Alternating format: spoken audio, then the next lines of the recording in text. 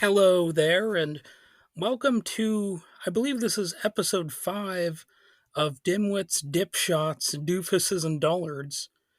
And as I always explain, I call it Dipshot because the system that they have over at YouTube likes to censor you in the algorithm if you swear within the first 2 minutes, or so I have heard.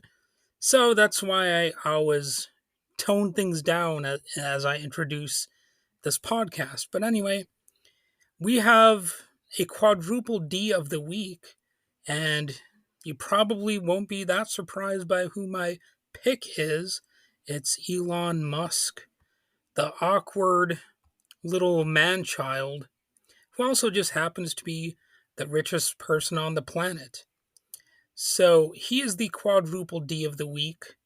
That means he is a dipshot, a doofus, a dimwit, a dullard, all of that kind of stuff blended into one.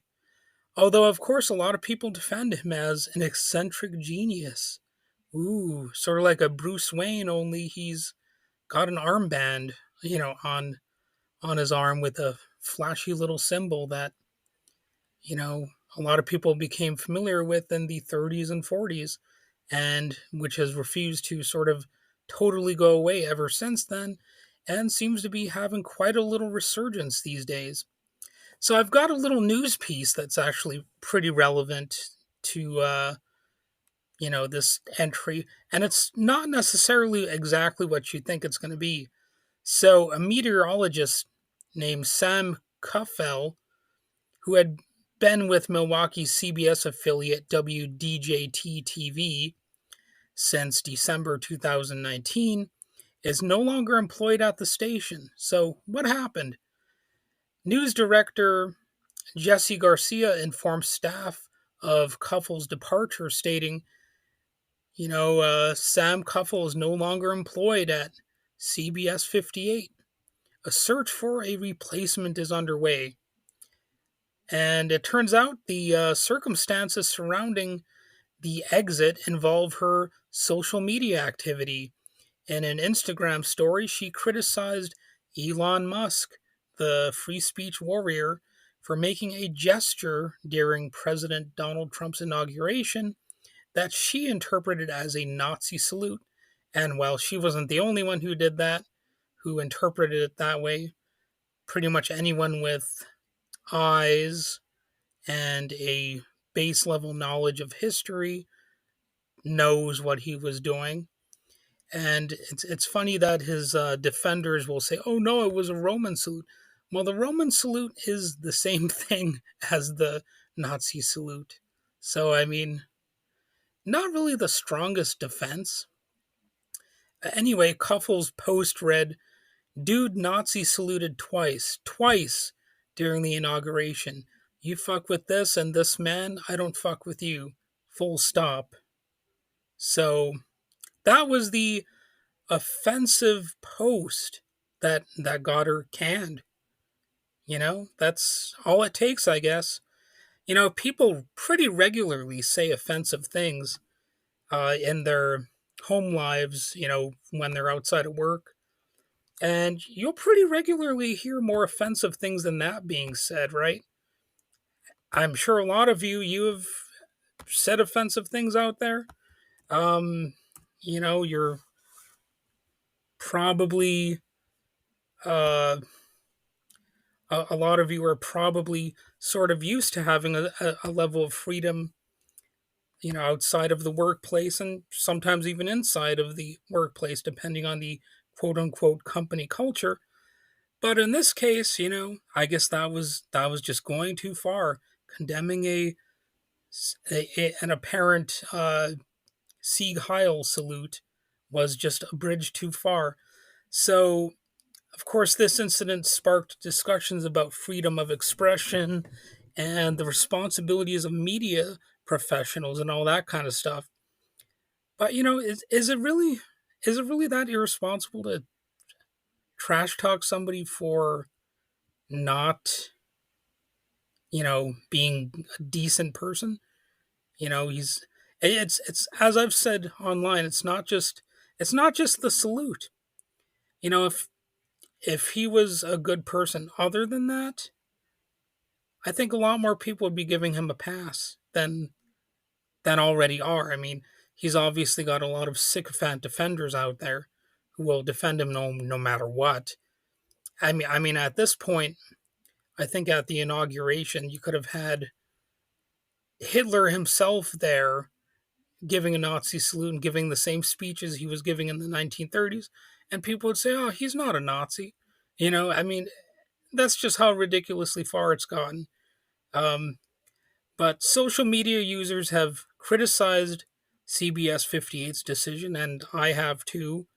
That's what I'm doing here, basically, arguing that individuals should have the right to condemn actions they perceive as offensive without fear of job loss. And that's, whether it's, a Sieg Heil or any number of other things.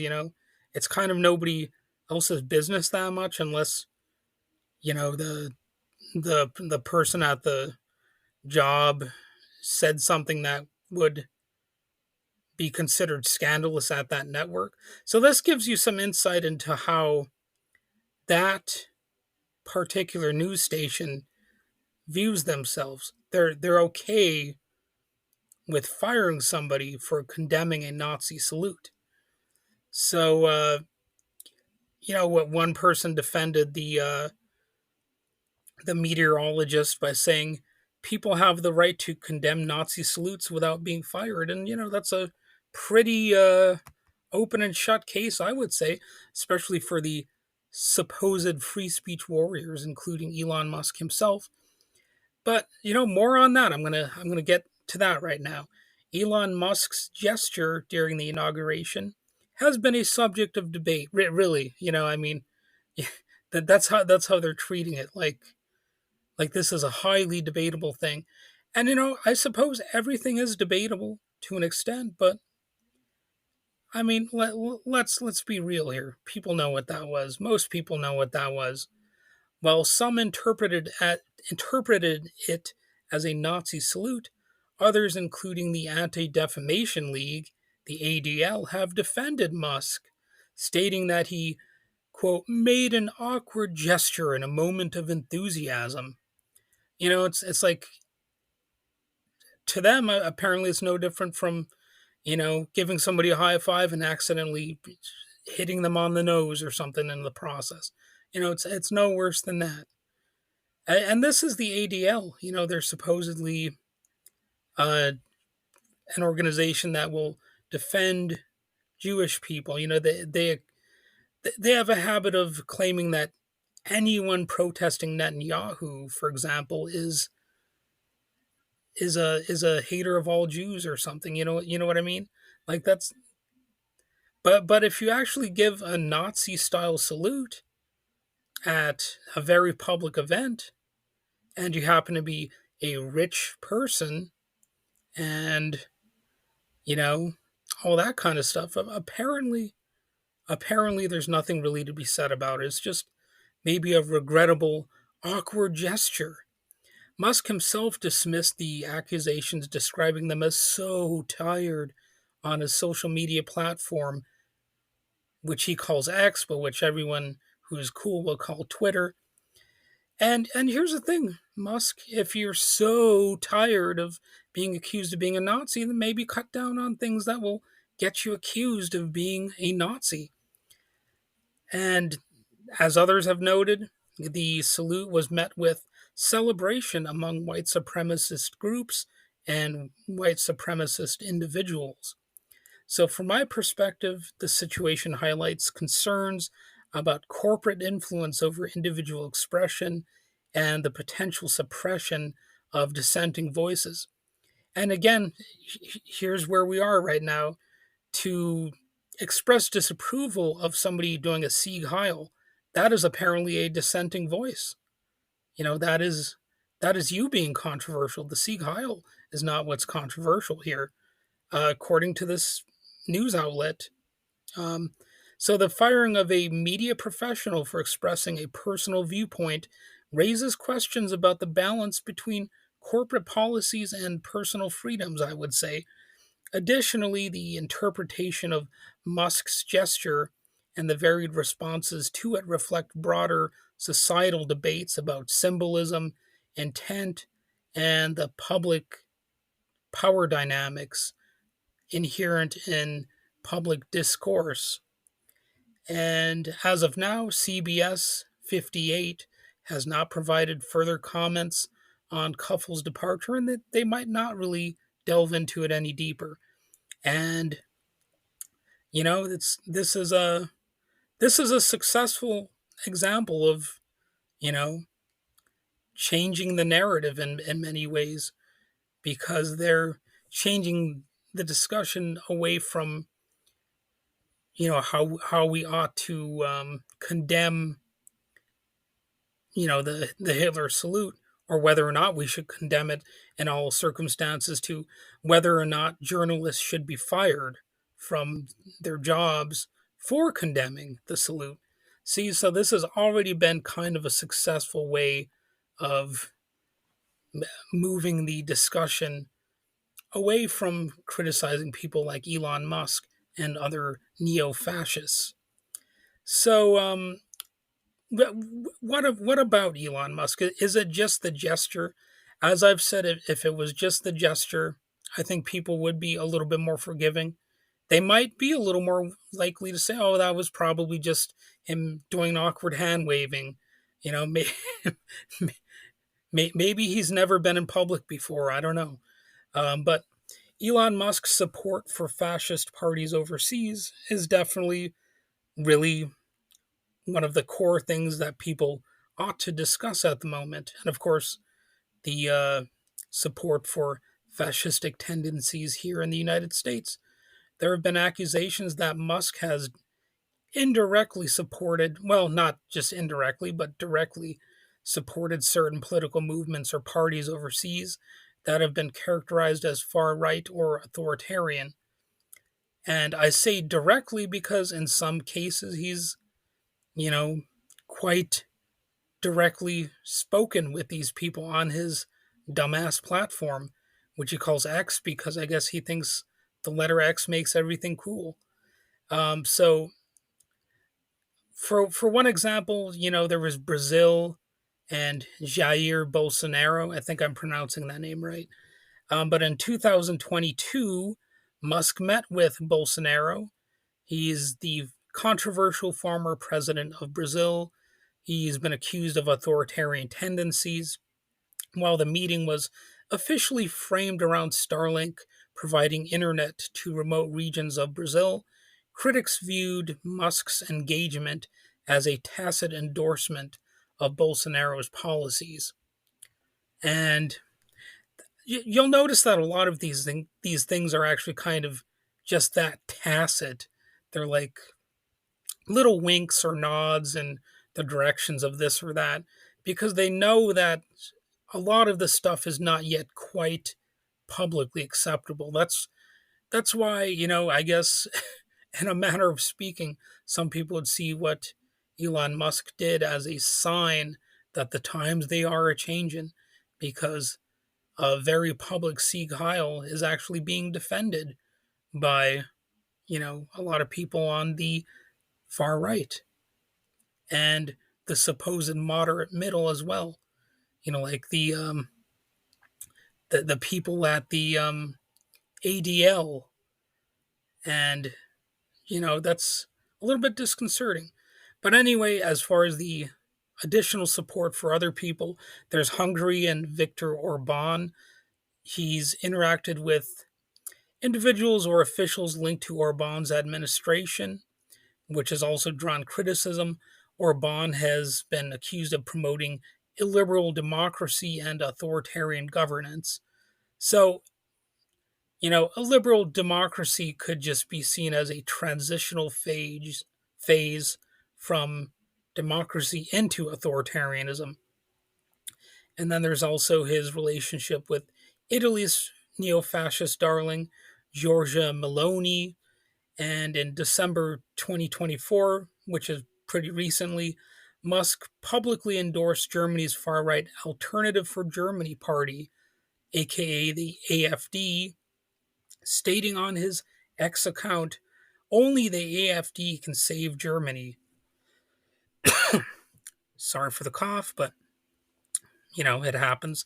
But anyway, this endorsement followed earlier comments in June 2024, where he expressed skepticism about labeling AFD's policies as far right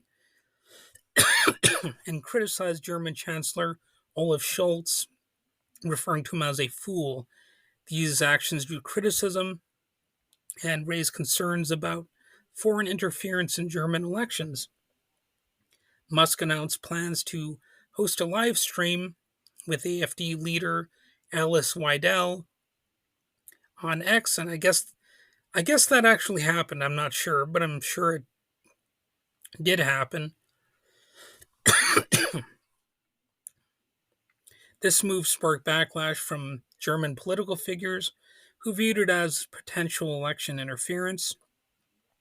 The European Commission indicated that the interview would be analyzed to ensure compliance with EU laws, particularly regarding the Digital Services Act, which aims to combat misinformation and promote transparency on digital platforms.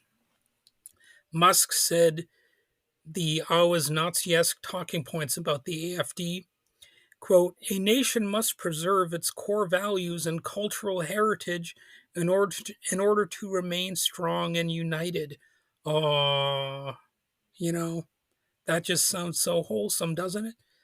But strong and united for what purpose? That's one of the questions that should immediately pop in your head. They're always a little bit vague on that, aren't they? But we know one purpose is to demonize an underclass, to divide the general population, as they are conquered by the smart guys, the technocrats, who are to lord above them and tell everyone else how they must live, and they must always live in ways that reward the already rich and punish the already poor.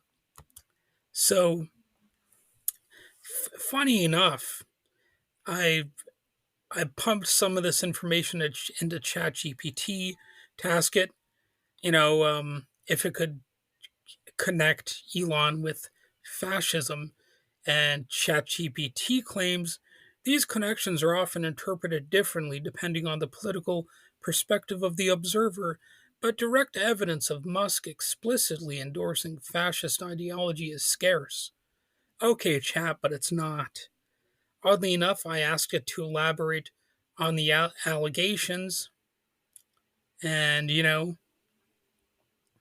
I did get some more specific information to suggest that it's actually not that scarce.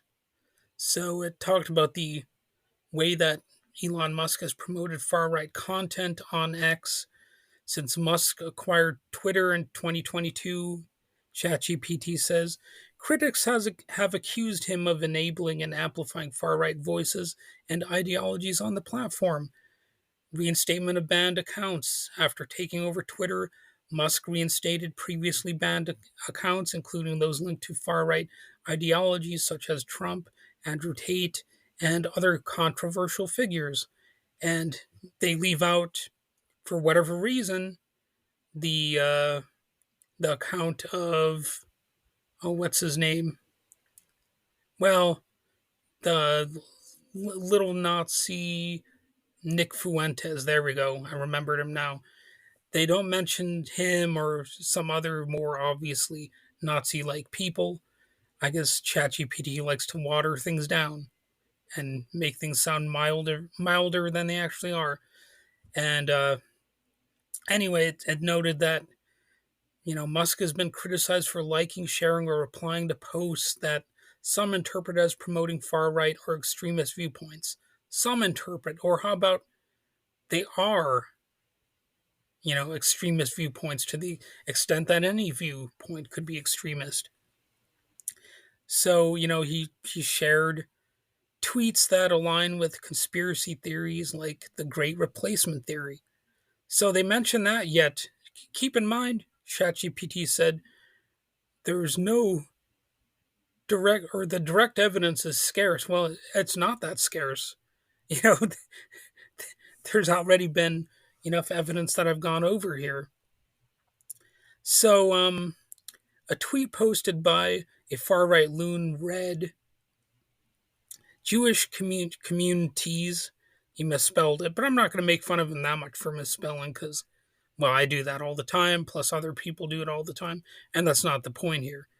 But anyway, the far right tweet that I'm talking about said Jewish communities have been pushing the exact kind of dialectical hatred against whites that they claim to want people to stop using against them. The Dipsh also lamented the quote hordes of minorities quote end quote that are flooding into the country. So wow, very explicitly a white nationalist style talking point.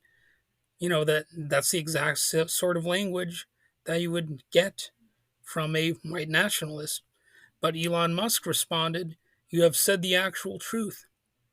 So again, how is this scarce evidence? I've gone over plenty already. And also remember, Elon has also said positive things about Tucker Carlson and has hosted him on Twitter or X. And so, why is Tucker controversial? Well, recently he really crossed the line. He was caught doing Holocaust revisionism. It prompted Jewish House Democrats to issue a joint statement. They said, as Jewish members of Congress, we are appalled that Tucker Carlson hosted and promoted Nazi apologist and Holocaust denier Daryl Cooper on his podcast. Cooper made deeply troubling statements, including that the United States was on the wrong side in the Second World War, and falsely claiming that millions of Jews in concentration camps ended up dead only because the Nazis did not have the resources to care for them. Not only did Carlson provide a platform for Cooper's ignorance and hate to millions of viewers, he also promoted Cooper by calling him the most important popular historian in the United States. Responding positively to accounts associated with far right movements or figures is also, a normal thing on Twitter for Elon Musk and a lot of these MAGA pieces of shit. So, there have been policy changes and platform moderation problems. Critics argue that Musk's changes to content moderation policies have allowed misinformation and disinformation and hate speech to proliferate, potentially emboldening far right groups. Well, not just potentially, but fully emboldening them actively, as in it's actually happening. While Musk frames these actions as a commitment to free speech, others interpret them as facilitating the spread of fascist ideologies. And another question is, how does this free speech warrior, as he calls himself, actually behave as the big boss man over there? Since Elon Musk's acquisition of X, there have been several instances where actions taken by the platform have been perceived as suppressing liberal or left leaning voices. So you've had the suspension of journalist accounts. Like on December 15th, 2022, Twitter or X suspended the accounts of 10 journalists who had been reporting on the company and Elon Musk. Notable reporters affected included Keith Olbermann and Aaron Rupart. So, this is a public figure who is a public man baby who cannot withstand criticism for when he does the wrong thing. Gotcha. The suspensions were criticized as targeting journalists critical of Musk's leadership. And in January 2024, X suspended accounts belonging to several journalists and left leaning people, including Ken Klippenstein, which is, not quite being a free speech warrior. What's up with that? And then there's been long accusations of limiting reach of progressive accounts. So, this includes people who were associated with the campaign of Kamala Harris and various people like that. Uh, I'm not sure to what extent that is true, but I'd believe it. I believe it.